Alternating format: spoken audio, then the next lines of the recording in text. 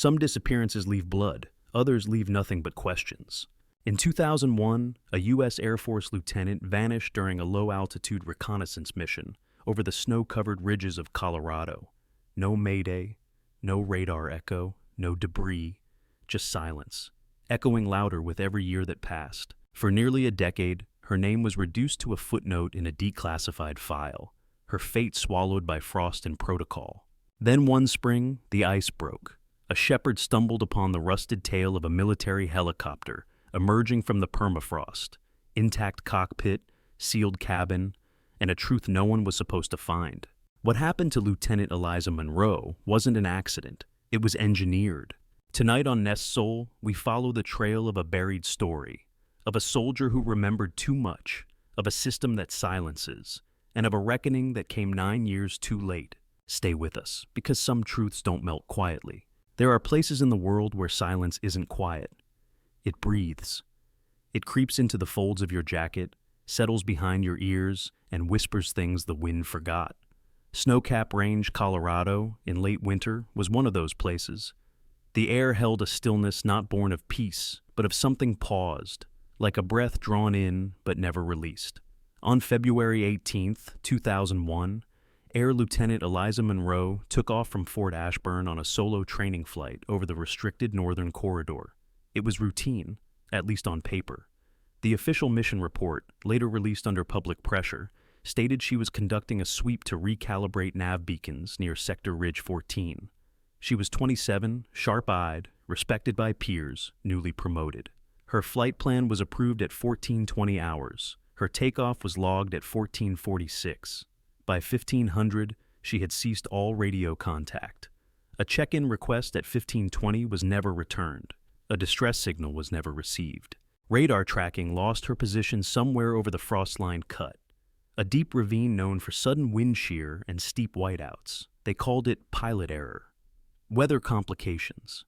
A young officer, perhaps overconfident, perhaps unlucky. But not a soul mentioned the part about the rerouted flight path, which had been altered the night before without Monroe's knowledge, or that she was never scheduled to fly solo, or that her name had appeared, then disappeared, from the duty roster 3 times that week. When no wreckage was found within the first 48 hours, a standard issue presumed AWOL file was opened. Fort Ashburn's official stance was that Monroe had either defected, fled, or misused flight authority, none of which made sense to anyone who knew her. Her family received a single letter from Base Command 3 weeks later, offering sympathies and final administrative closure. There was no search team dispatched beyond the initial 72-hour window. Her locker was cleared. Her service records were marked inactive. And like the falling snow that blanketed the mountain, the file was quietly buried. Until 9 years later, when something thawed.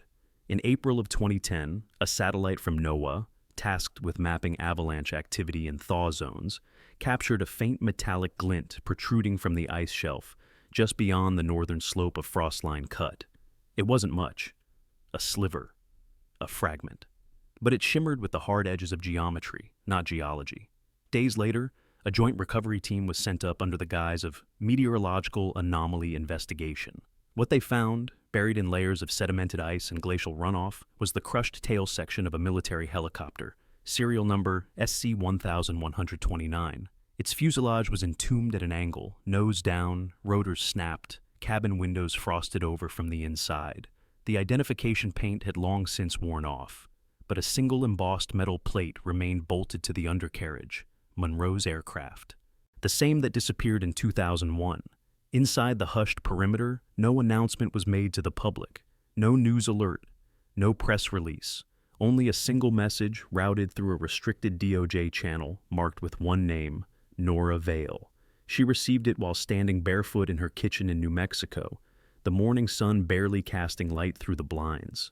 The message was short. SC-1129 recovered.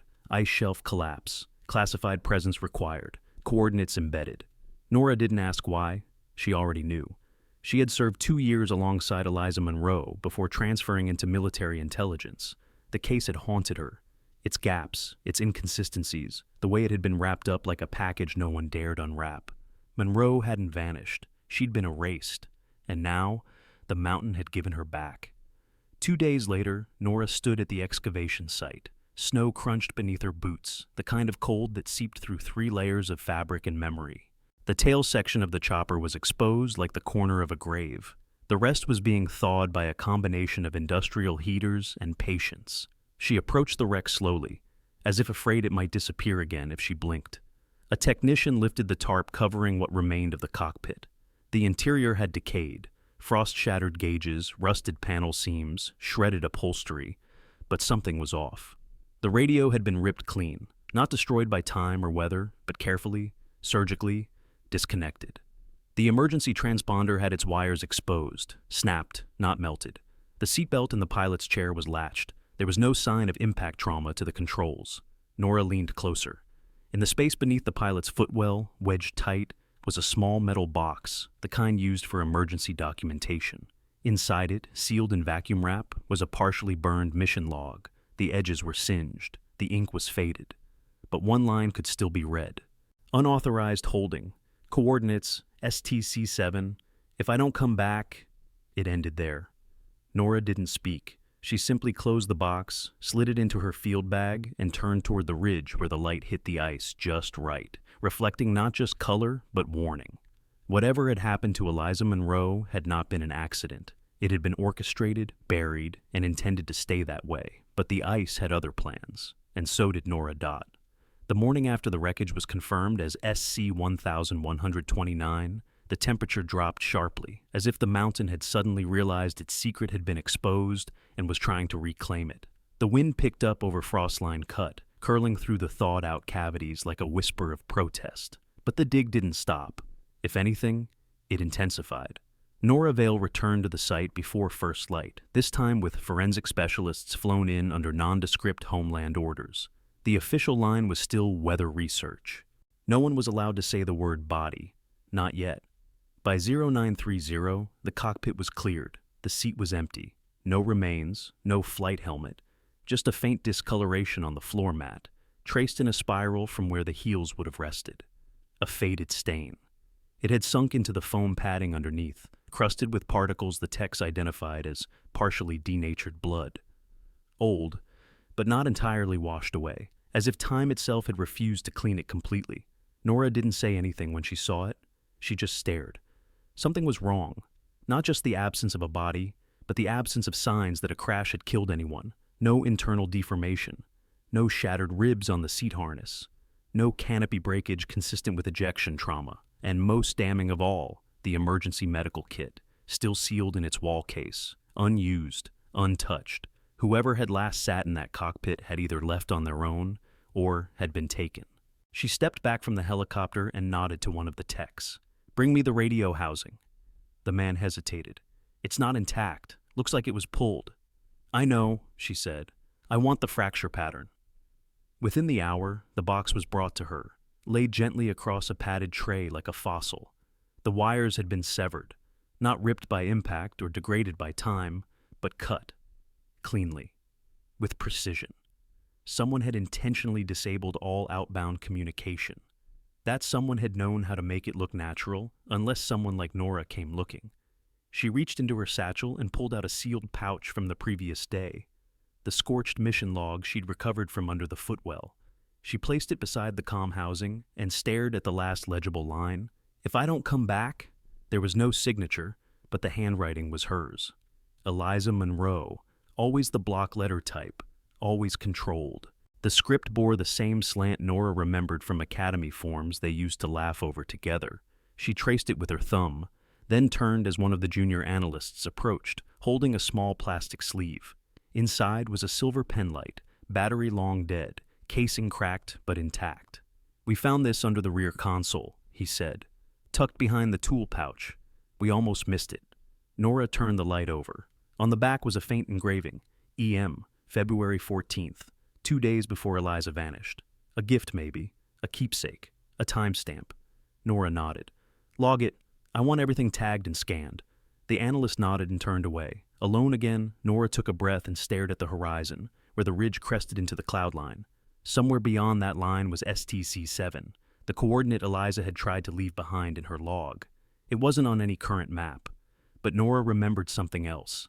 Back in 1999, during an intel rotation, she had read a redacted report about an old NORAD comms outpost buried in that region.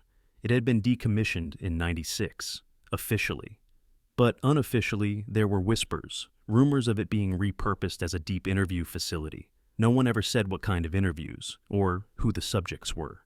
She reached into her pocket and pulled out a field journal. Flipping to the back, she began to jot notes. EM penlight, radio housing, STC-7.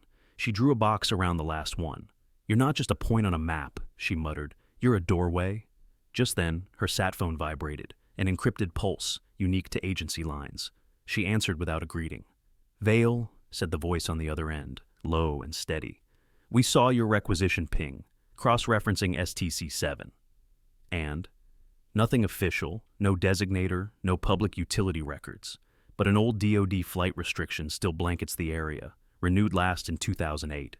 2008, she repeated. Why renew a no-fly zone over something abandoned since '96? Exactly.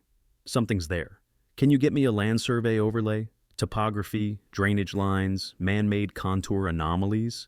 Already sent? Check your secure inbox. She paused. And internal chatter? The voice was quiet for a second. Someone's listening. You're not the only one pulling this thread. She ended the call without another word and walked back to her SUV.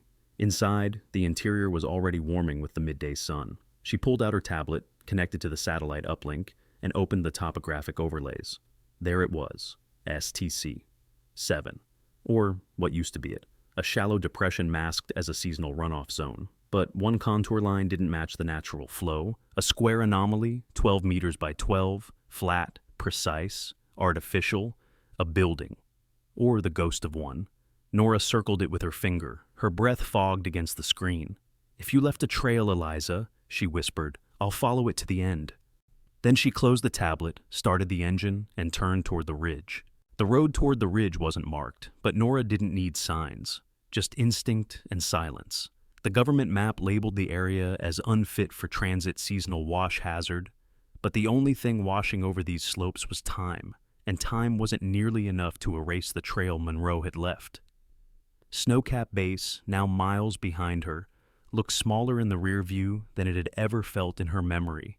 9 years ago, she did watch Monroe lift off into that sky with a joking salute and a promise of drinks later that night. There had been no drinks, no night, just a blackout report, a closed file, and the silent vacuum left in her wake. Now, as the train leveled into an old quarry runoff plain, Nora slowed. The anomaly from the satellite overlay was dead ahead, an indentation too symmetrical for nature, too isolated for anything casual. She pulled over behind a decaying ranger barrier, slung her field bag across her shoulder, and continued the rest on foot. The closer she got, the more wrong everything felt. There was no sound, no wind. Even the birds were missing, like something had carved a quiet around this place and warned the living to stay out. She descended along a narrow cut of eroded shale, boots kicking loose pebbles into the silence. Then she saw it. Not a building, not anymore, but the ghost of one. A foundation of reinforced stone, half swallowed by mud and time, iron rods protruding like snapped bones, a hatch embedded in the center, rusted but intact. There was no handle, only a key slot and a serial-etched code plate, STC-7. Her pulse didn't spike. Instead, it slowed. Focus sharpened. Years of conditioning returned in one breath. She dropped to one knee, unpacked her tools, and inserted a field scope under the rim. The latch system inside had corroded into near fusion. It would take a plasma torch to open it without damage, but there was another way. To the side of the hatch, under a moss-stained rock slab, her hand found a cavity, shallow but deliberate. Inside, a single black badge with no name, only a barcode and a faded federal emblem. Someone had been here after the place was shut down. Recently. Nora stood. She didn't need to break the hatch. Not yet. First, she needed to know who'd last touched this place. Back in the SUV, she ran the badge through a mobile scanner, then routed it through a DOJ subserver she still had backdoor access to. It pulsed, then blinked green. A match. Jonas Creed, contracted civilian specialist, clearance level 7, last recorded activity, reassignment to Logistics, Homeland Denver Division in late 2009. Reassignment, but not retirement. Not resignation. Just moved, quietly, like a pawn slid off one side of the board. She opened her field laptop, typed quickly. Need eyes on Creed. Last known location, Denver. Travel history, phone logs, badge pings. Then encrypted the message and sent it up the pipe. It would take time. While she waited, she turned to the folder marked Monroe. Inside, photos from the wreckage, the penlight, the burned log, and a new addition. A microcassette recorder found wedged inside the emergency ejection seat's housing. She'd had it restored by a field tech at El Paso Base. It had only 12 seconds of audio, corroded nearly to silence, but the voice was clear enough to send chills through steel. If they reroute me again, I'm going to file it myself. No more excuses, no more hands off. Something's happening out here. Pause. A breath.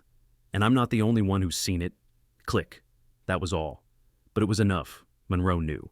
She'd seen something in this zone, and someone knew she had. Nora's phone vibrated. A response. Creed's file had been flagged. Not just flagged. Scrubbed. 3 failed login attempts from her access port. A warning. Someone was monitoring badge queries. That wasn't protocol. That was suppression. She stared out at the hatch again, glinting faintly in the setting sun. Whatever was under that door wasn't just a facility. It was a burial vault. Not of bodies. Of secrets. She packed up and drove fast, low-beamed across the plain until the quarry was lost behind a rise. She didn't return to Snowcap. Instead, she checked into a roadside cabin 3 towns south, paid in cash, and drew the curtains. That night, she received an envelope under her door. No name, no stamp. Just her initials on the outside. Inside, a photograph. Grainy, black and white, time-stamped March 2001. It showed a woman in uniform, standing at the edge of the STC-7 hatch. Her face was turned, but the stance was unmistakable. Monroe. Behind her, in the same frame, stood 3 men. None in uniform. One held a clipboard. One had a shoulder holster. The third wore a windbreaker with an insignia that looked military, but wasn't. Not quite. Nora flipped the photo. In pen, someone had written, "You're close. Watch the lights." She didn't sleep that night. She sat by the window, staring at the ridgeline until the sun rose, wondering if somewhere out there, under rock and frost and silence, something was still listening. Because some things don't stay buried, and some voices don't freeze. It was nearly midnight when Nora drove past the edge of Caldwell County, headlights cutting through patches of roadside mist, her fingers tightening around the wheel each time the GPS pinged her off a marked route. There was a hum behind her eyes, the kind that arrived when the brain kept building faster than the body could catch up. She hadn't slept in over 30 hours, and every time she tried, Eliza's voice from that tape cut through the silence again. If they rewrote me again, I'm going to file it myself. There was no chance that was said in passing. That was fear. Controlled. Folded into procedure. Eliza had always been methodical like that, even in crisis. Nora turned off the main road, following an old service route that hadn't seen government maintenance since the Bush administration. At the end of it sat a faded sign. Echo Mountain Research Facility, U.S. Geological Survey, Restricted Access. A lie, like most signs out here. She pulled up behind a line of dead pine, headlights off, and approached the chain-link fence on foot. The padlock was old, but replaced recently. Its wear pattern didn't match the rust on the chain. She picked it in under 30 seconds and slipped through. The building beyond was small, bunker-shaped, with reinforced siding and no windows. Not the kind of place built to study soil erosion. The entry keypad still had power, blinking a dull green in the dark. She slid the black badge she'd found near STC-7 across the reader. No response. Then she tried the second method, manual override using the stripped serial she'd decrypted earlier. 7310 Delta Ghost. A click echoed in the lock. The door slid inward on slow protesting hinges. The interior was colder than the air outside, not in temperature, but in presence. Nora stepped inside, her boots loud against the metal flooring. Everything smelled of ozone and sealed air, like a place that had been waiting, not abandoned. The hallway was narrow and painted military gray, the kind that reflected flashlight beams like a hospital corridor. At the far end, a door labeled Echo 1. She approached slowly, every nerve awake. The door wasn't locked. It opened with a hiss of suction release. Inside was a room no bigger than a one-car garage, but every wall was covered with acoustic foam panels. In the center, a steel chair bolted to the floor, a table beside it with the restraints folded neatly across its surface. No dust, no cobwebs. This place hadn't just been used, it had been cleaned. Recently, on the far wall, embedded in the foam, was a red-lit button labeled Record. Nora didn't touch it. Instead, she reached into her bag and pulled out a small radiation dust sensor, the kind used to detect trace materials from electronics or heated equipment. She scanned the chair. The readout spiked. The seat had been occupied in the last 72 hours. Someone had been here, questioned, or worse. She moved back into the hallway and found another door marked Archives. This one was locked digitally, a retinal scanner embedded in the wall. But the lock casing had a flaw, an older model she recognized from her time in covert facilities. She pried the side panel open, exposing the manual override fuse, and twisted it loose. The door clicked. Inside were shelves, some empty, others crammed with black binders, labeled only by dates and acronyms she didn't recognize. SVE, Init, Red Winter, K React. She pulled a binder marked March 2001 and flipped it open. Pages of observation logs, subject tags, psychological impact assessments, handwritten notes in black ink. Subject 8B attempted to speak off script, sedation increased. Another line, LT Monroe refused handoff. Filed complaint. Flagged. Nora stopped breathing for a second. The handwriting matched the one from the mission log recovered in the helicopter. It was Eliza's. Not just notes about her, but from her. Buried inside the binder, she found a folded paper, crease lines fresh. It was a map, hand-drawn, of the facility beneath STC-7. Duct corridors, elevator shafts, rooms labeled Intake Hold, Medical Staging, and at the far bottom, AWA R9C, circled twice in red. Nora stared at it, memorized it, then scanned it with her phone's secure archival app. She had just slid the paper back into the binder when a noise stopped her cold. Footsteps from the main hallway, slow, intentional. One pair, heavy boots. She turned off her flashlight and moved toward the side exit, heart now measured in muffled thunder beats. As she slid through the auxiliary corridor, her eyes caught a security mirror mounted above the door, standard issue. In its curve, she saw the shape of a man step into the main entry, pause, and look around. No uniform. Just a dark jacket, clean posture, and a faint glint of metal at his belt. He wasn't lost. He was looking for something. Or someone. Nora didn't stay to confirm. She slipped out the back door, let it close slowly to avoid noise, and took the long way around through the tree line. Her SUV was still there, untouched. She climbed in, ducked low, and watched the compound. The man stayed inside 10 minutes, then exited with something under his arm, possibly a folder. He walked to a nondescript tan sedan, got in, and drove away with no headlights. She memorized the plate. Her hands were shaking. Not from fear, but confirmation. The facility wasn't abandoned. The files weren't forgotten. And whatever happened to Eliza Monroe didn't stop at STC-7. It went deeper. Underground. She started the engine. "You were right, Eliza," she whispered. "They rerouted you, and now they're doing it again." To me, the drive back into town was a blur. Nora didn't remember the turns or the hour, just the lingering reflection of that man in the convex mirror, standing where no one should have been, carrying something that belonged to a grave. She parked 3 blocks from her cabin motel, changed coats, and looped once through a diner before doubling back by foot. No tails, no shadows. At least none she could see. Inside the room, she locked the door, propped a chair under the handle, and laid out every item from the compound. The photo under the door, the hand-drawn map from the March binder, the micro-cassette, and the black badge. On her laptop, she opened the forensic enhancement software and scanned the photo again, adjusting exposure until the edges sharpened into pixels of clarity. Behind Eliza Monroe, the man in the windbreaker now stood clearer. His left arm bore a scar above the wrist, jagged and dark. A surgical burn. The kind only seen from field cauterizations or chemical restraint. And his jacket insignia. Nora paused. It looked official, but the font was wrong. Not mil-spec, not even DHS. The lettering slanted downward unnaturally, like it had been printed for appearance, not identification. She ran it through insignia recognition software. Nothing. Then she isolated the facial blur on the clipboard carrier, ran it through 3 levels of deblurring, then pushed it through DOJ archives using a diagnostic vector match. 8 minutes later, a name blinked back. Dr. Hollis Renner. Civilian psychologist, former contract specialist for the Department of Behavioral Intelligence, retired from government service in 2002. But that wasn't the real headline. Nora found an internal report from 2001 with Renner's name as co-author. The title, Psychological Impacts of Unprocessed Detainment, Provisional Housing Protocols. The paper had been pulled before publication. Marked Red Room Restricted Level 9, Red Room. She hadn't heard that designation since her days in signals analysis, and even then, only in whispers. It wasn't a place, it was a category. A tier of operations that didn't appear in briefings, funding, or personnel logs.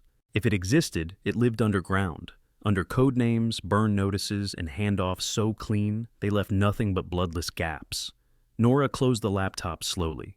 She knew where this was going, and it wasn't into any report that would ever be printed. Monroe had found them, some version of them, at STC-7, and instead of filing a complaint like most officers would have done, she'd written it down. Traced the routes, marked the floors, even drawn maps. Maps no one else had. Until now. But if Monroe had been keeping records, there had to be more. And the only place they'd survive would be outside official storage. Personal, hidden, or passed to someone who'd gone quiet after. Nora pulled out the base directory from the year 2000, cross-referenced Monroe's known contacts, and landed on one name, Lieutenant Corbin Ellis, her former spotter, and the last person to file joint flight logs with her.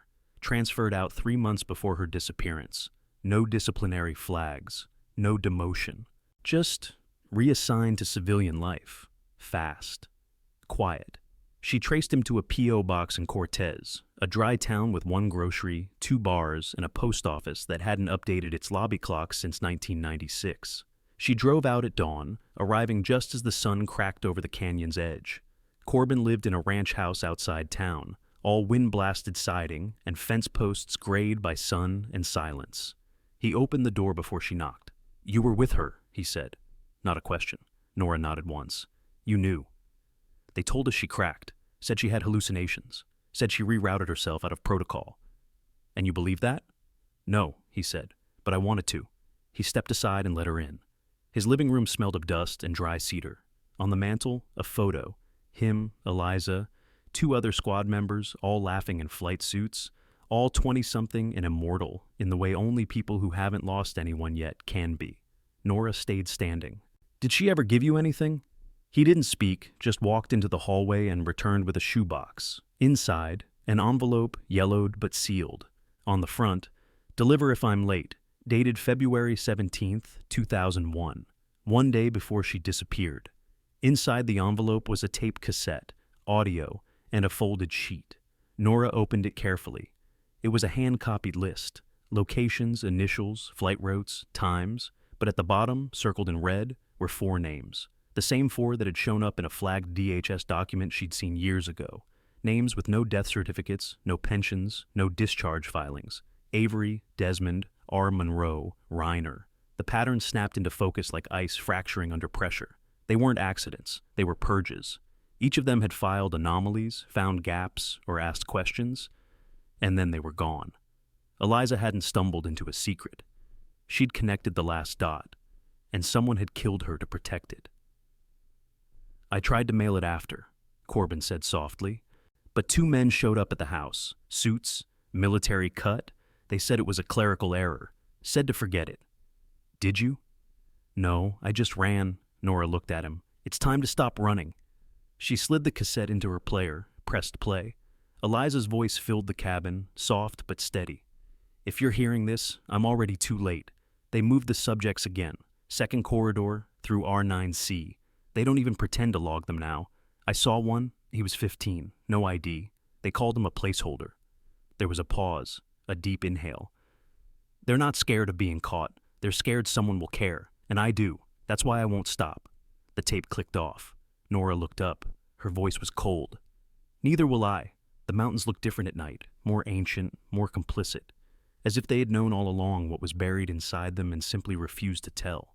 Nora drove west, the wind curling hard through the canyons, dust lifting in swirls behind her SUV like ghosts in retreat. On the passenger seat sat the cassette tape, the hand-drawn map Eliza had left behind, and a folder marked R9C holding logs, inferred. She didn't sleep. She didn't stop. By 4:03 a.m., she reached a dead stretch of road near Black Hollow Ridge, the place locals only spoke of in past tense. It had once been the outer shell of a Cold War comms relay station. On paper, it was condemned. In reality, it was humming just low enough not to be heard. She parked 400 yards off-grid, masked her heat signature with a thermal blanket, and crossed the ridgeline on foot. The building sat half submerged into stone, like it had been swallowed by the mountain and then spit back out in pieces. The entrance door was gone, replaced by 2 steel panels hinged to open inward with an RFID slot bolted to one side. This time, she had a badge that matched. The one retrieved from Eliza's wreckage had a subcode linked to Facility Type 6. When she slid it across the reader, it blinked amber, then green. The door unlocked with a mechanical exhale. The air inside was heavy, filtered, recirculated, pressurized for a chamber no longer on the official grid.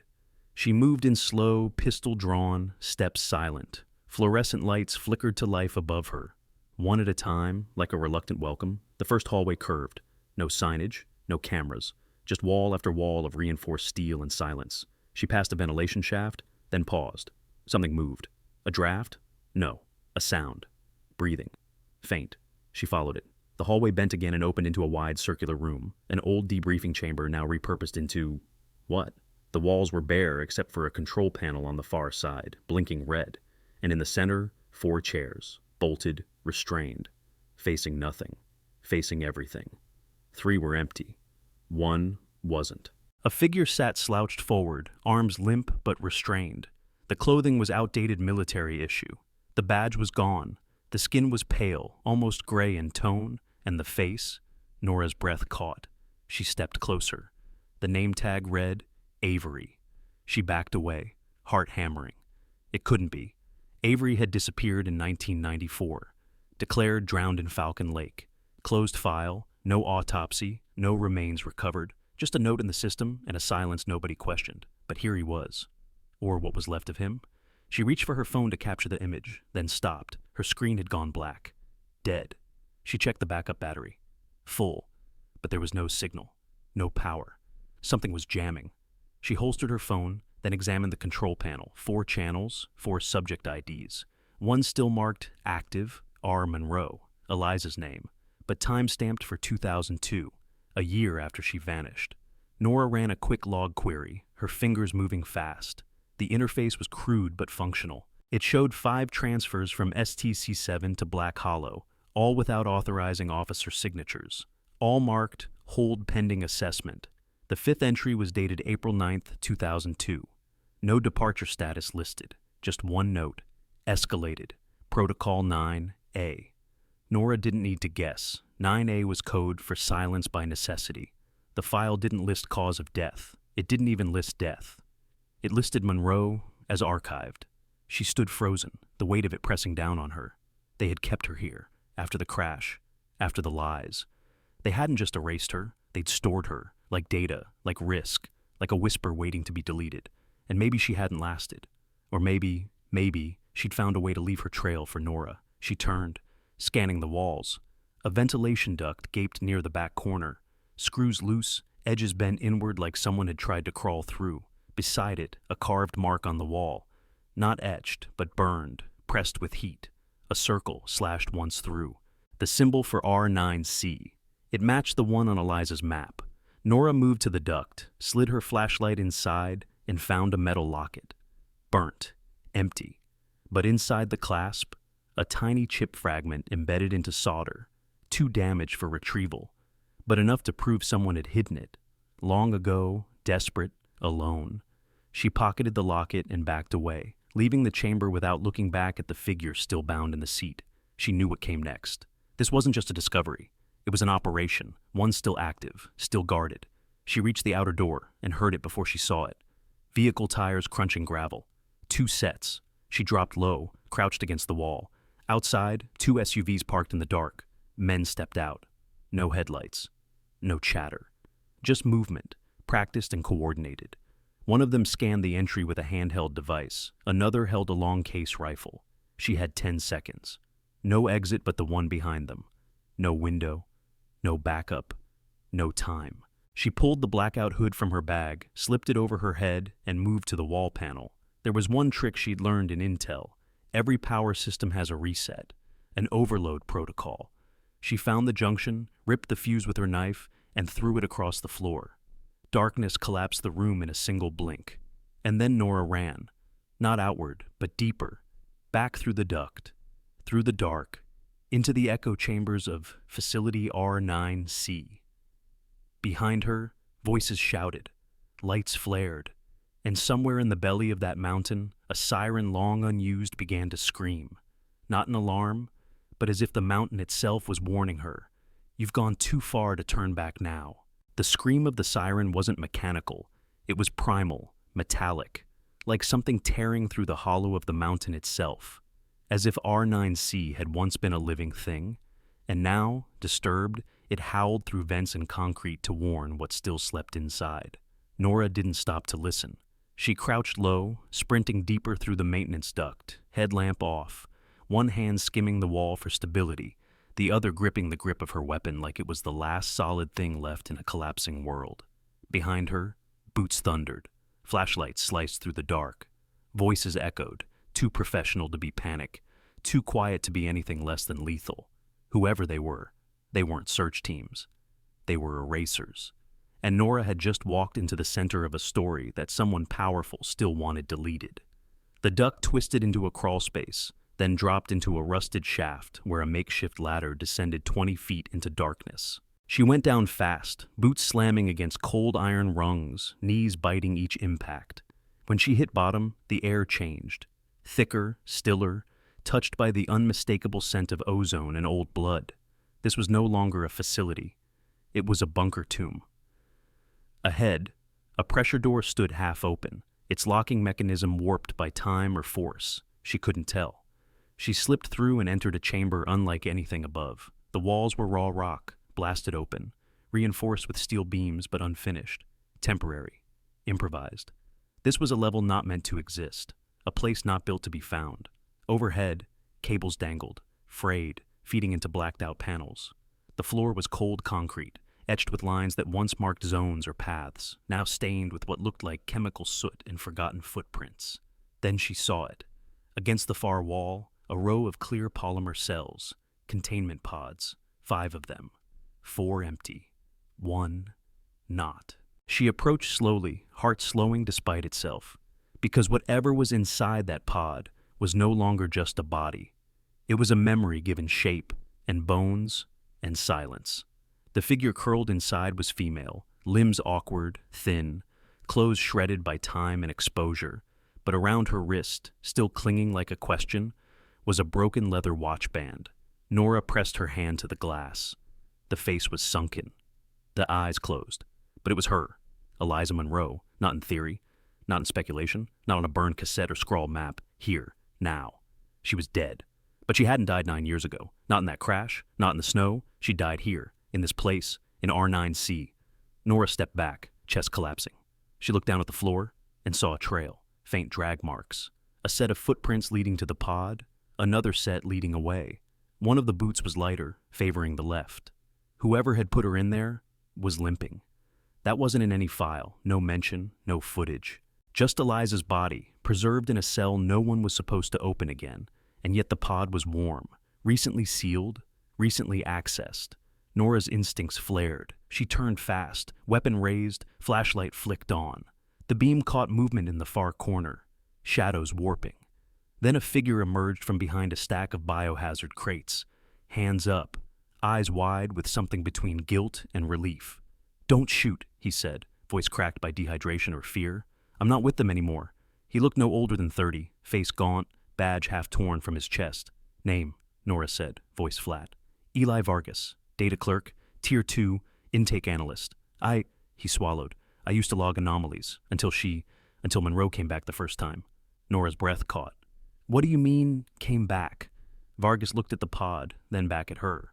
"She survived the crash. Walked for 3 days. Came in on foot, bleeding, freezing, delusional. They classified her intake as an authorized civilian breach to bypass protocol, put her through level red processing. She knew things. Said she had names, tapes, said she'd tell everyone. They kept her awake for 5 days. Then someone gave the order. Rourke, I think. After that, she disappeared, until I found the logs, tried to copy them. That's when they put me in holding. Nora didn't lower the gun. Why are you down here? Hiding. I heard the siren. I thought maybe someone finally came for her. They came to kill everyone who remembers her. He nodded slowly, eyes damp. That tracks. Nora turned back to the pod. What is this place? R9C was never a detention site, Vargas said. It was a quarantine zone for information. Anyone who knew too much, questioned too hard, or got too close to the real intake figures. This is where they were sent. No court, no review, just sealed away. Most didn't survive the first month. Nora exhaled. And you? I kept my head down. I made myself invisible. You're not anymore. A thump echoed above them. Boots. Multiple. They'd found the shaft. Time was gone. Is there another way out? Vargas nodded. Old overflow tunnel. Used to be for drainage. It's tight, but it runs beneath the valley, opens past the ridge. They don't monitor it anymore. Show me, she said. He led her past the cells, through a narrow corridor choked with frost and mildew, into a passage that stank of wet stone and copper. Before she crawled in, Nora looked back at the pod. Eliza. Silent. Stolen. A casualty of silence. She whispered, You made it to the truth. I'll make it to the world. Then she dropped into the tunnel, darkness curling around her like a secret finally ready to be heard. The tunnel was tighter than Vargas had described. It wasn't a passage. It was a vein, carved by runoff and fear, barely wide enough for Nora to drag herself through, on elbows and breath. Her boots scraped stone, her lungs burned, and behind her, the wind changed. That was the signal. They'd found the lower chamber. They'd see the pod. They'd know someone had been there. And soon, they'd know who. Vargas moved ahead, silent except for the ragged tremble in his exhales. He wasn't built for this, but survival had made him inventive. He found a rusted panel in the crawlspace wall and yanked it free, revealing a crawl shaft barely lit by natural fissures. They turned into it just as the air behind them shifted, shouting. Faint lights, a sharp crack of something metal against concrete. Nora pushed harder. At the end of the shaft, the stone widened into a drainage alcove that opened behind a fallen fence on the northwest ridge. She recognized the landscape instantly, the same gully from the 2001 flight records. Eliza had marked it once on a map as Blind Drop. Now it was their exit. She pulled Vargas through, stripped off her outer coat to avoid heat tracking, and crawled fast up the slope. Above, the stars broke through the clouds, cold, white, watching. They reached the car, her backup SUV, stashed behind a ridge weeks earlier, just in case. She shoved Vargas inside, started the engine, and drove with lights off until the base was a distant memory, and only the road and the roar of unfinished justice remained. An hour later, they reached a safe house on the outskirts of Canyon Ridge, an old ranger station with no cell signal and no memories but dust. Inside, she laid everything out. The map, the chip from the locket, the audio tape, the photographs, the archived footage, the March 2001 binder, and the final gift. Eliza's body ID from the pod, fingerprint confirmed by federal biometrics years ago, never deleted, just buried. They kept her alive, Nora whispered, until she wasn't useful anymore. Then they archived her like a case file and prayed no one would come looking. Vargas didn't speak. He just stared at his hands like they might vanish if he let them. You're a witness now, she added. You understand what that means? It means they'll come for me too. They already did, but now we go first. At dawn, she broke protocol and made the call. Not to DHS, not to Homeland, but to the one number she'd never saved, only memorized. The one belonging to R.J. Manning, her old CO turned internal affairs specialist with too many favors and just enough conscience left to burn. He answered after 2 rings. Jesus Christ, he said. You're supposed to be dead. Not yet. Where are you? Doesn't matter. What do you have? She listed it. Every name, every file, every shred of proof. And I have a witness, she finished. One of theirs. There was a pause so long it felt like the world had gone still. Then, if you're telling the truth, this doesn't go to review. It goes straight to federal probe. Closed room, red seal. It's the truth, she said. But I'm not waiting for a green light. I want it public. That's not how this works. It is now. She hung up. Then she turned to Vargas.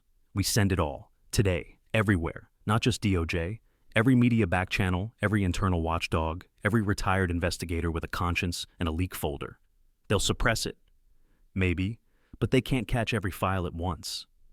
She opened her laptop, attached the evidence archive, and connected to a private relay server used by whistleblowers during the early cartel investigations. It was slow, vulnerable, but once triggered, it would launch 127 encrypted copies to verified endpoints. She typed one last line in the header, in memory of Lieutenant Eliza Monroe. If you ever believed in duty over silence, open this. She hit send. The screen went dark. For a moment, there was only the sound of her own breath. Then the burner phone lit up. A message. No name, no number. Just 5 words. You should have stayed buried. Nora stared at it. Her hand didn't shake. She turned to Vargas. We're going to need new names. And guns? No, not yet. She opened the last photo again, the one of Eliza standing near the hatch, 3 men behind her. The insignia on one jacket deliberately wrong. She circled one face.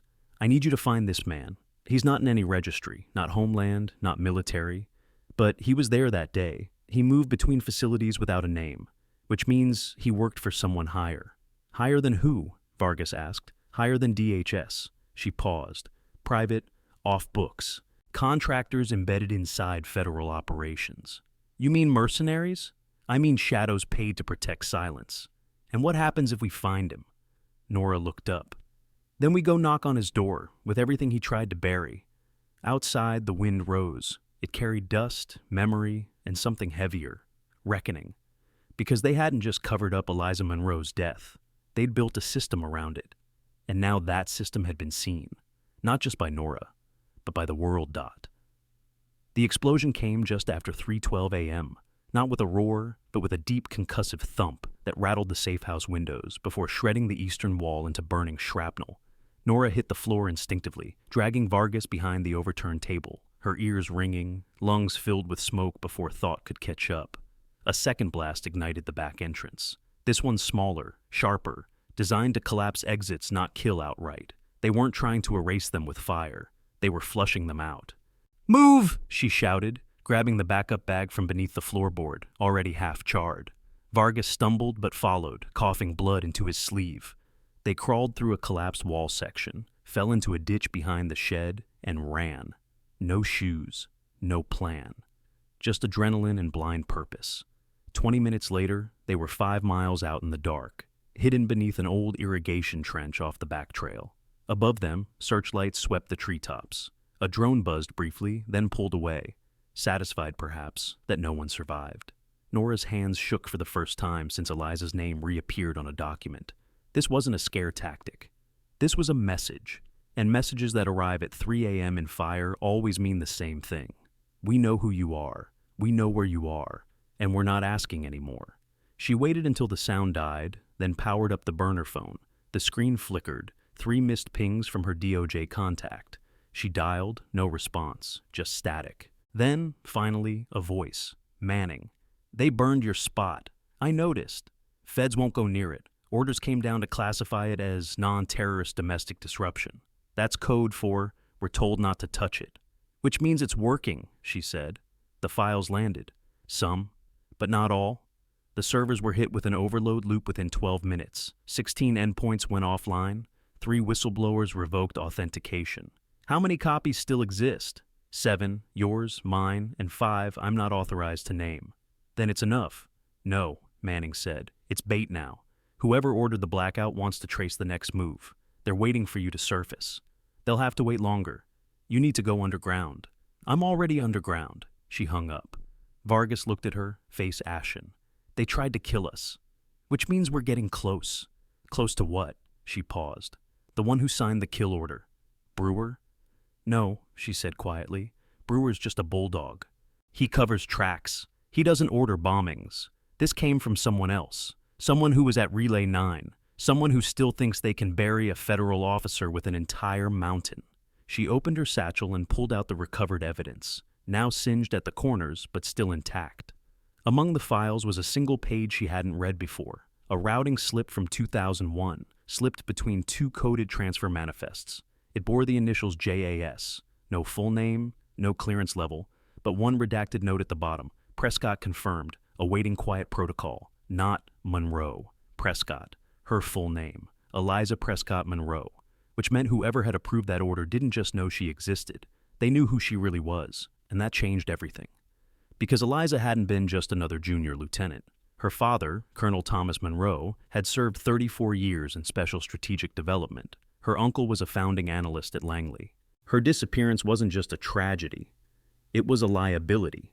And someone had decided that the easiest way to protect the machine was to sacrifice its own blood. Nora stared at the initials. JS, 3 letters, 1 ghost. She ran it through a dark clearance database. Level 9, Legacy Archives. 1 match. James A. Stroud. Former Deputy Director of Federal Tactical Oversight. Retired in 2005 after an undisclosed injury. No press, no ceremony. Just disappeared into consultancy. Current address, unlisted. But the last known project on record, Everpine Security Consulting. Headquarters, Washington, D.C. Nora stood. We're done running. You're not serious. I'm flying east, alone. You stay with Manning. You think I'm safer?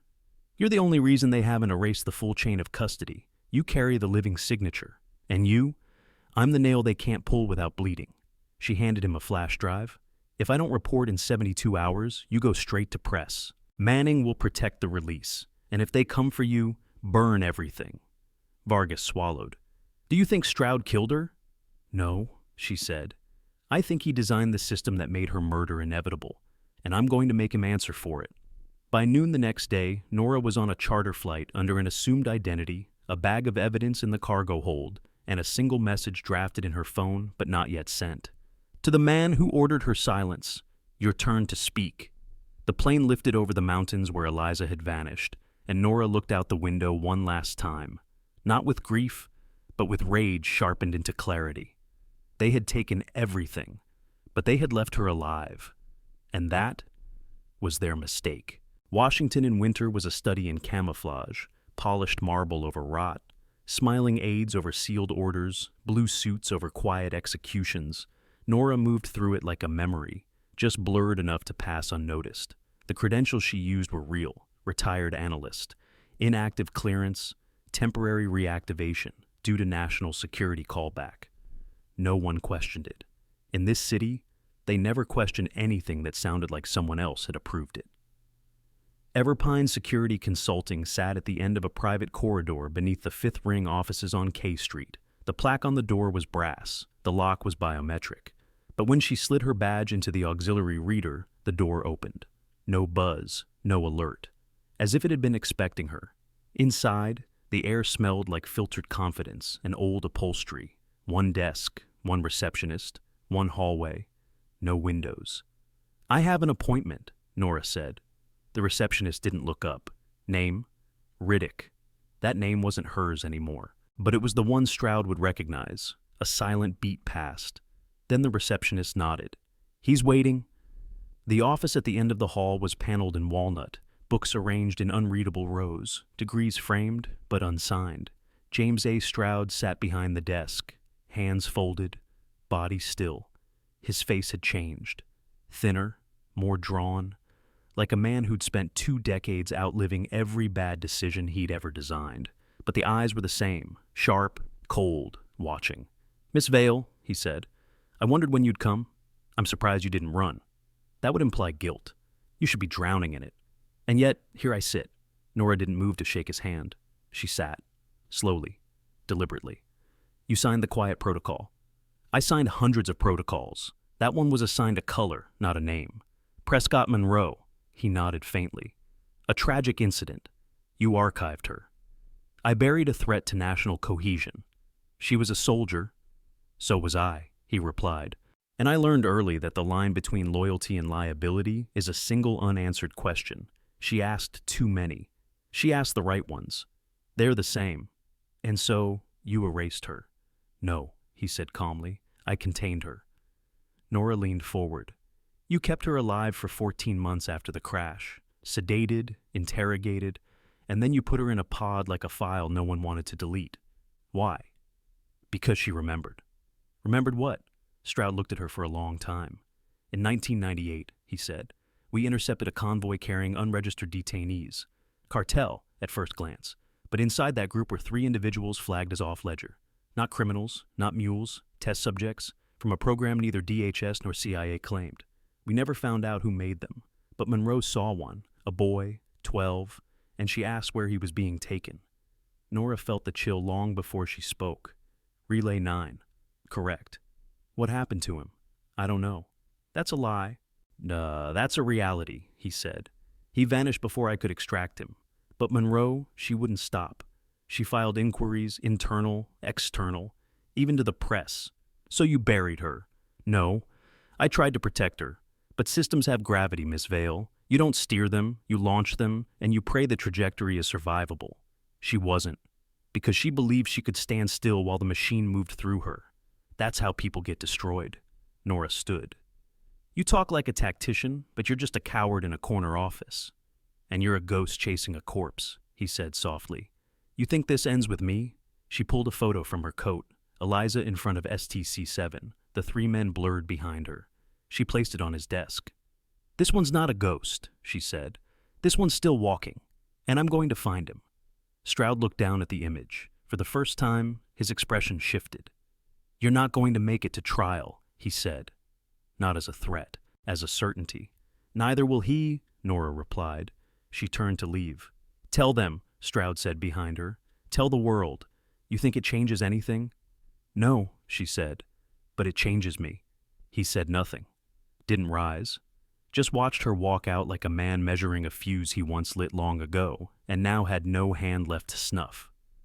Outside, snow had started falling over K Street.